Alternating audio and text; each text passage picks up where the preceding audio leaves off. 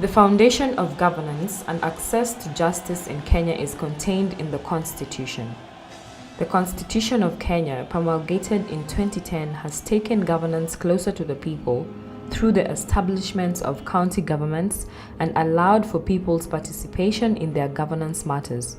But governance in Kenya continues to face numerous challenges. Kenyans have been complaining that they elect their representatives, they go to parliament or they go to the county assembly, and once they're in office, they never see them until after 5 years. For many years, the members of the community have never been able to even see how their budget has been established at the county level. Public participation, though provided for in the Constitution, is still low and ineffective. In Mombasa, we have a tendency where people don't want to engage themselves unless they've been paid. They're like, why should I waste my time, go sit, talk, while I can do other things. The democratic space is shrinking, and many citizens are unable to access justice through the formal system. People travel all the way from Londiani to Kericho to seek justice. In 2015, Diakonia, a Swedish faith-based organization, and the Embassy of Sweden entered into dialogue about the possibility of developing a democracy and human rights program to increase respect for human rights, gender equality, and strengthen democratic governance at national and local level. Last year, in October 30th, we launched this program, and we promised that we will gather again in a year's time to take stock of our progress. The Democracy and Human Rights Program is implemented by more than 40 civil society organizations and faith-based organizations in about 28 counties, and the combined resources that have been channeled to both Diakonia and Forum Syd is about 1 billion Kenya shillings. It is therefore a big program that seeks to make a contribution to Kenya's pursuit of a democratic and human rights culture through support to civil society organizations. The Democracy, Human Rights and Governance Program addresses issues that are very critical for the country at this point in time. We did some very good work at the national level towards the elections. We're a multi-sectoral forum that was set up by different players. We were supporting the religious institutions particularly to engage in conversations around the elections, the putting in place of the Independent Electoral and Boundaries Commission. Early this year and late last year, where there were some challenges, and we needed a commission put in place through a consensus process. So the religious leaders were able to engage with the politicians, and also we had civil society like Kenya Human Rights Commission participating to the Kura Yangu Sauti Yangu, which we also supported. And I think this led to at least having a commission, and the process towards the elections was a bit more predictable despite the challenges we've had as a country. But I think that's a contribution we made. The Democracy and Human Rights Program is designed and implemented on the basis of the constitutionally defined tenets of governance and human rights. We're talking about judicial reforms, we are talking about police reforms, we are talking about prisons reforms. And these are they are key agencies in the administration of justice. They're supposed to work together, but over the time they've not been working together. There have been gaps that have been there in terms of access to justice, because you find police are doing their work separately. They are not in coordination or in communication with the judiciary. They're not in communication with the prisons. And that brings a huge gap in terms of access to justice, because police arrest, take to court, but if they're not in constant communication with the judiciary, then you find there are gaps within the justice sector. Again, if judiciary is not talking to prison, yet they're the ones who are remanding or sentencing offenders to prison and committing them to prison, and they're not in any communication, then there are huge gaps in terms of coordination. So one of the areas that we are addressing such gaps is through court users committees. And court users committee, we're talking about these agencies coming together, sitting together, discussing issues or matters, access to justice, and matters affecting the litigants. 2.5 years on, the program has made strides towards improving access to justice and strengthening democracy, good governance, and human rights. The interaction with the various duty bearers and right holders reveals that visible contribution has been made in different sectors. If you report a case and nothing has been done, you have the right to question. And they are not even that way.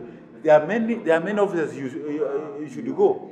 There are many officers, IPOA or Buddhisman, high officers. You can go there. Some of our partners are involved in the formulation of a judicial policy on alternative justice systems in order to improve access to justice for indigent populations. We are working with the criminal justice actors within Kericho County and the elders at Kipkelion, which is also within Kericho County. The idea of us working together is that we want to see access of justice being done to all, especially the marginalized groups and all the people who are the court users. Steps towards police reforms have been made with studies conducted in some counties on citizen satisfaction with police services, as well as the status of police welfare. Here, people have a culture of respect to the government. Yeah, it is just a culture that is there. They have that respect. Yeah, any government officer, if you go somewhere, you want to talk to them, they will come and listen first. What is the government saying? Either they agree with it or they disagree. But first they listen to you. Citizens are increasingly demanding for transparency and accountability from the duty bearers. The Mombasa County organized town hall meetings where we allow the common mwananchi to interact with the CECs. The CEC will come, the mwananchi will ask questions and then or give recommendations on what they want done. And then the CEC will carry it with them. And our unit is there to ensure that these things are done. We try to push them, or as much as we understand their resources are limited, but again we try to push and also give feedback to the mwananchi. Towards improving public service delivery, targeted counties have developed service charters on selected areas on health, sports, and agriculture.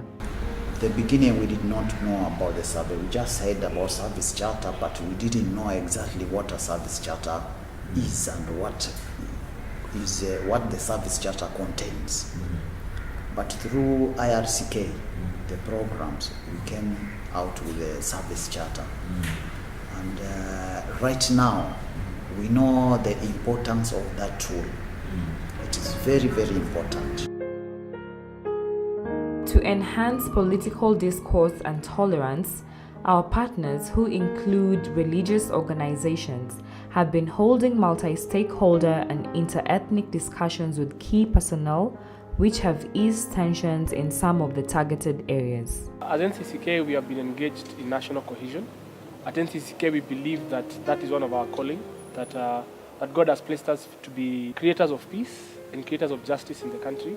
And so we believe a country with peace and justice is a country that is very cohesive.